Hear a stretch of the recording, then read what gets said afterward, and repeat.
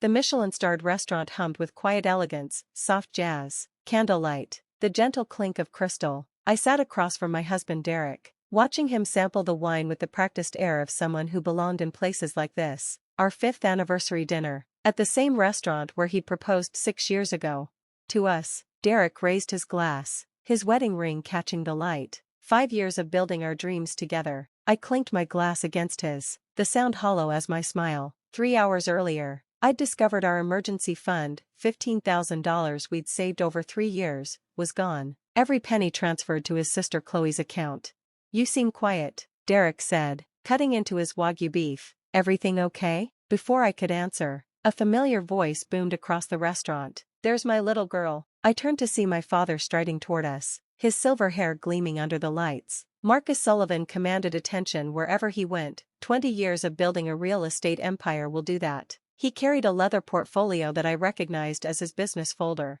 Derek's fork clattered onto his plate. His face went from confused to pale to panicked in 3 seconds flat. "Dad?" I stood to hug him, genuinely surprised. "What are you doing here? Can't a father crash his daughter's anniversary dinner?" He pulled up a chair, settling between us like he owned the place, which, knowing Dad, he probably did. "Derek, how's my favorite son-in-law, Mr. Sullivan?" Derek's voice cracked. "This is unexpected. Marcus, please, we're family." Dad's smile was all teeth. "Though speaking of family, that's actually why I'm here. Wanted to discuss some financial matters with you both." "Dad, it's our anniversary." "I know, sweetheart, that's why this couldn't wait." He opened his portfolio, pulling out a stack of documents. "See, when you two got married, I set up that emergency fund for you, remember?" My blood chilled. Derek looked like he might vomit into his $200 entree. "The $15,000 seed money," Dad continued conversationally, like we were discussing the weather, "to help you build your financial security. Smart couples always have emergency funds. Isn't that right, Derek?" Yes, of course. Funny thing happened today, though." Dad pulled out a printed bank statement. "My accountant noticed some unusual activity. See, I still get notifications on that account, protective father habit. You understand." Imagine my surprise when I saw the entire balance transferred out this morning. Derek grabbed his wine glass with shaking hands. "Mr. Sullivan, I can explain." "Oh, I'm sure you can, but first, let me tell you what I found when I did a little digging." Dad flipped to another page. "Chloe Morrison, fashion designer, opened an LLC last month called Chloe's Closet Couture, received a $15,000 investment today." "What a coincidence." "Dad," I started, but he held up a hand. "The interesting part is what I found when I looked into this fashion business. No inventory purchased, no website, no business plan, but there is a receipt for a vacation package to Bali, 2 weeks, luxury resort, departing next month, exactly $14,750. Derek's face had gone from white to green. "It's not what it looks like." "Really?" Dad leaned back, perfectly at ease. "Because it looks like you stole your wife's emergency fund to pay for your sister's vacation. But please, enlighten me." The waiter approached, sensed the tension, and retreated like he'd encountered a live wire.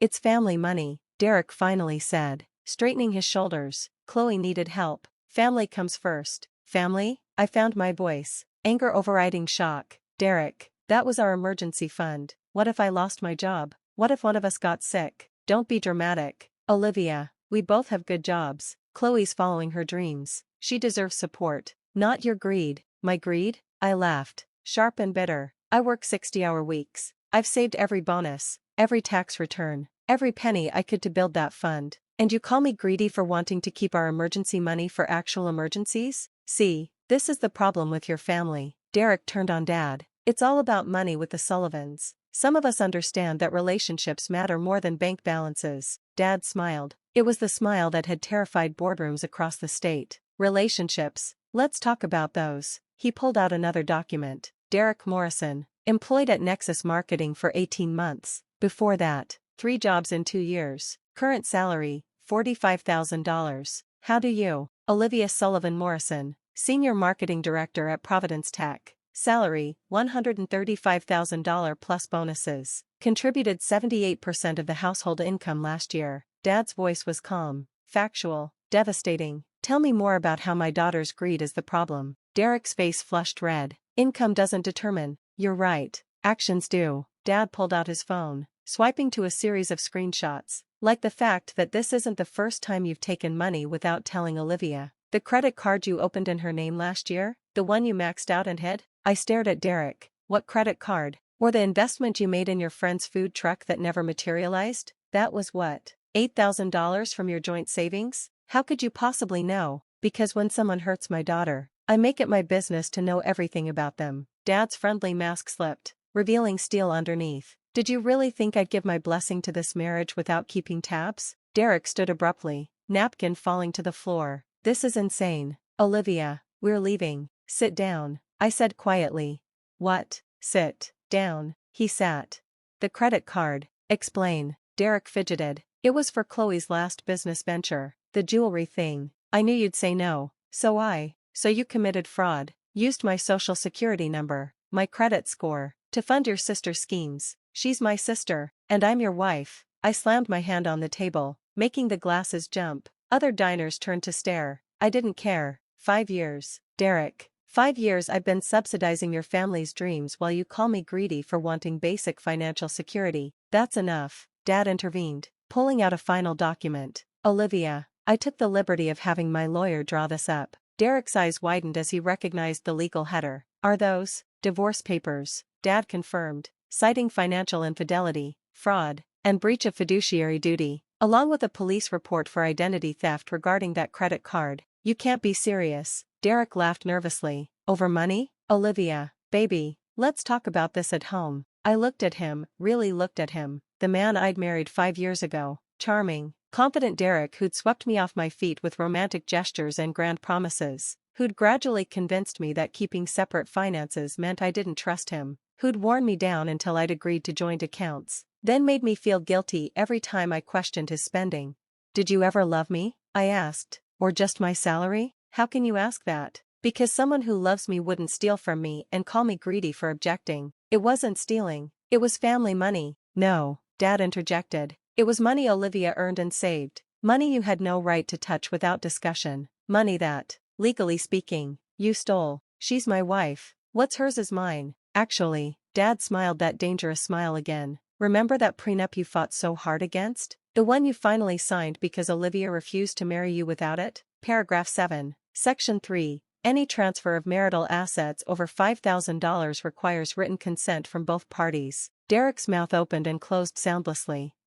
$15,000. Dad continued. Without written consent. That's not just divorce grounds. Son, that's criminal. You wouldn't dare. The scandal would destroy your career? Dad laughed. Marketing professional steals from spouse to fund sister's fake business? You'd be unemployable. But hey, maybe Chloe can support you with her fashion empire. I picked up the divorce papers, scanning them quickly. Dad's lawyers were thorough. Fair, but thorough. Where do I sign? Olivia, please. Derek grabbed my hand. This is your father poisoning you against me. We can work this out. I'll get the money back from Chloe. With what? Her Bali tickets are non-refundable. I pulled my hand away. And Dad didn't poison me against you. Derek, you did that yourself when you chose your sister's vacation over our security. Family comes first. I was supposed to be your family. The words ripped out of me. 5 years of frustration finally breaking free. Your primary family. The person you chose to build a life with. But every time Chloe snapped her fingers, you emptied our accounts. Every time your mother needed a loan she'd never repay, you made me the villain for asking questions. They needed help. They needed to grow up.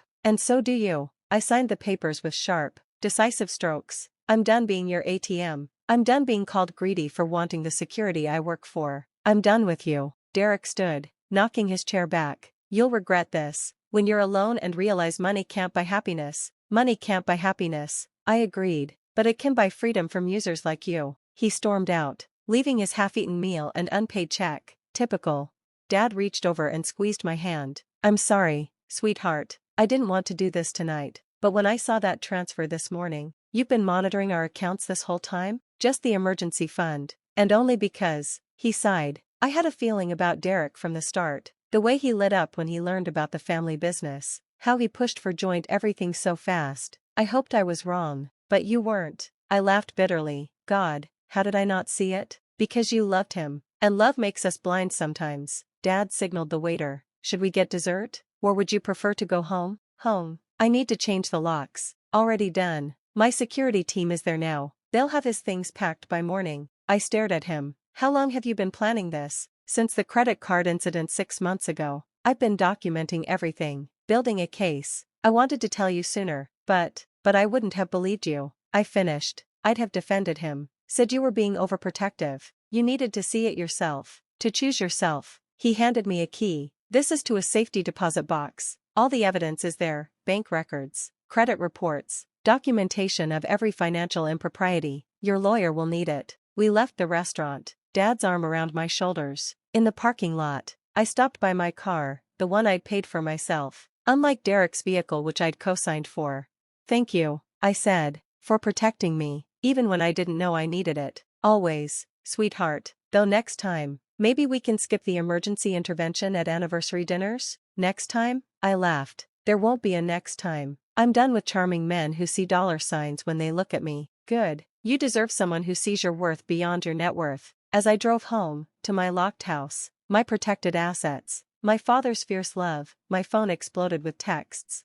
From Derek, this isn't over. You can't just throw away 5 years. From Chloe, how could you do this to Derek? He loves me. Family is everything. From Derek's mother, you've ruined my son. All over money, you heartless witch. I blocked them all.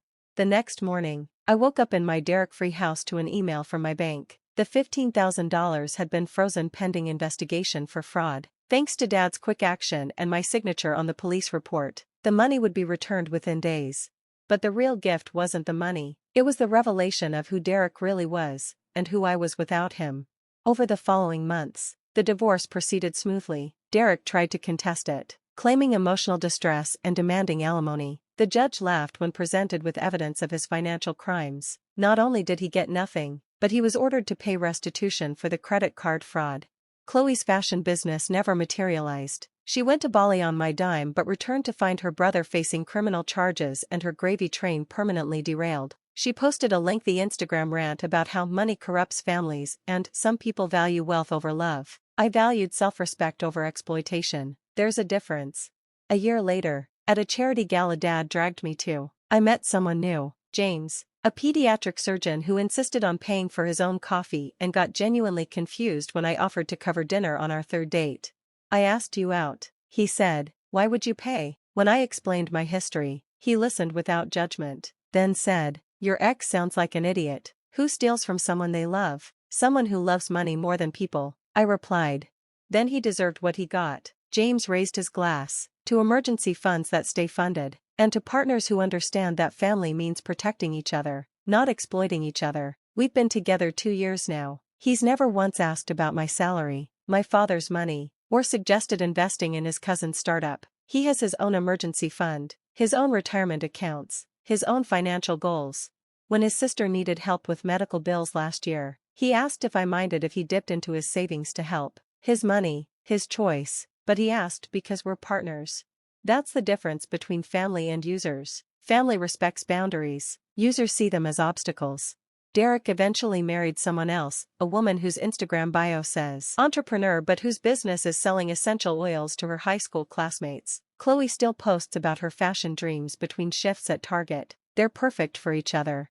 And me? I keep my emergency fund fully funded, my accounts secure, and my standards high, because Dad was right about one thing: when someone shows you who they are through their actions, believe them. Even if it takes a surprise intervention at your anniversary dinner to finally see it. Especially then.